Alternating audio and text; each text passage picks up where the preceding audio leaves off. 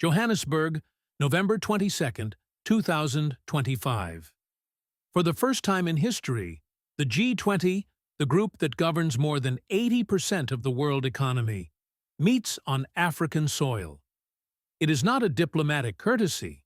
It is a symbol, a message, a warning. As convoys glide through the streets and cameras crowd the summit gates, one question hangs over the city. What happens when the center of gravity in the global economy begins to move? Away from the West.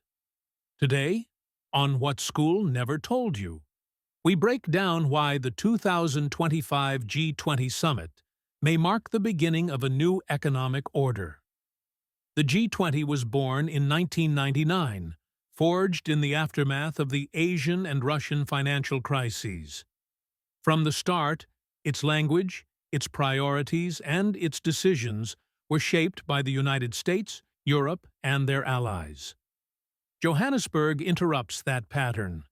South Africa, the host nation, chose a theme that is anything but random: solidarity, equality, sustainability.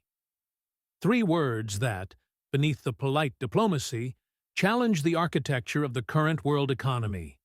A system where debt constrains, where credit flows upward, and where the global South participates, but rarely leads. That is why this summit matters, because for the first time, the space, the setting, and the agenda were tilted in favor of those who lived for decades at the geopolitical periphery. The 2025 G20 is historic not only because of its location, but because it arrives during a moment of fragmentation. Escalating trade tensions between major powers, a scramble for critical minerals, new investment routes emerging from the Middle East and Asia, and Africa's demographic explosion, the world's youngest continent, and soon its manufacturing frontier. Emerging nations delivered one message: we do not want charity. We want influence. They demanded reforms at the IMF and World Bank. They pushed for a new framework for sovereign debt, one less dependent on the US dollar. And they called for investment partnerships that do not repeat the old cycle of extraction and dependency. Johannesburg became a stage where the former periphery stopped listening and started negotiating. The United States arrived with a double message: public cooperation, private defense of its geopolitical dominance.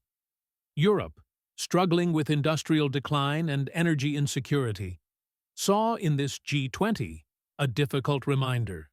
If the Global South coordinates, Europe loses privileges it once considered permanent.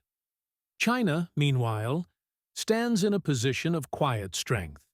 Its Belt and Road investments, its financing networks, and its deep ties across Africa allow Beijing to present itself as the alternative to the Western-led system. The result? A G20 where traditional powers no longer dictate, they bargain.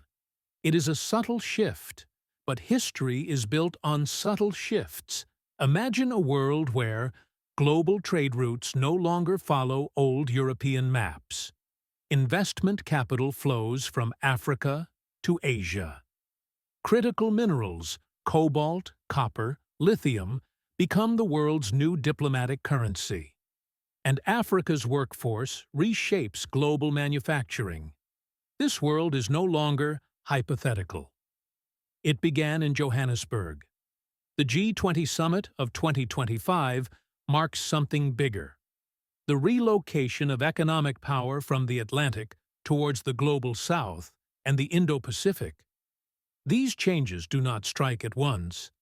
They accumulate in agreements, in speeches, in alliances, until the old order realizes it has been replaced. Summits rarely change the world on their own, but some mark the exact moment the shift began. Johannesburg 2025 may be one of them, a reminder that no empire is permanent, and that the map of the global economy is always redrawing itself. What seems symbolic today becomes tomorrow's balance of power.